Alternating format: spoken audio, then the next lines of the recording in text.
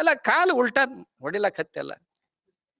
ಎಲ್ಲಿಗೆ ಬಂದೀವಿ ಅಂತಂದ್ರ ನಾವು ಮಣ್ಣನ್ನ ಕಾಪಾಡ್ಬೇಕು. ಮಣ್ಣು ಚಲೋ ಮಣ್ಣಿನ ಕಾಪಾಡ್ಲಿಲ್ಲ ಅಂತಂದ್ರ ನೀವು ಉಳಿಯಂಗಿಲ್ಲ, ಬಹಳ ದಿವ್ಸ ಉಳಿಯಂಗಿಲ್ಲ. ಮಣ್ಣಿನೊಳಗ ನೀರು ಗಾಳಿ ಹಿಡಿದಿಡು ಸಾಮರ್ಥ್ಯ ಎಷ್ಟೈತಿ ಅಂತ ತಪಾಸ್ ಮಾಡ್ರಿ. ನಿಮ್ ಹೊಲ್ದಾನ ಮಣ್ಣು ತಗೋರಿ, ಒಂದ್ ತಟ್ಟ್ಯಾಗ ದಾರಿ ಮ್ಯಾಗಿನ ಮಣ್ಣು ತಗೋರಿ, ಎರಡ್ರಾಗು ನೀರ್ ಹಾಕ್ರಿ.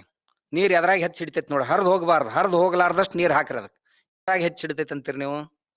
ಹೊಲ್ದಾನ ಮಣ್ಣಿನಾಗ ಹೆಚ್ಚು ಹಿಡಿತೈತೋ ದಾರಿ ಮ್ಯಾಗಿನ ಮಣ್ಣಿನಾಗ ಹೆಚ್ಚು ಹಿಡಿತೈತೋ? ದಾರಿ ಮ್ಯಾಗಿನ ಮಣ್ಣಿನ ಮ್ಯಾಗ. ಹಾ, ಯಾಕ?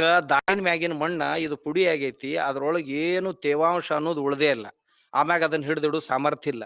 ಇನ್ನು ಹೊಲ್ದಾನ ಮಣ್ಣನ ಒಂದ್ ತಾಟ್ನ್ಯಾಗ ಹಾಕ್ರಿ, ತಿಪ್ಪಿ ಮಗ್ಗಲ ಮಣ್ಣು ತಗೋರಿ ಒಂದ್ ತಾಟ್ನ್ಯಾಗ.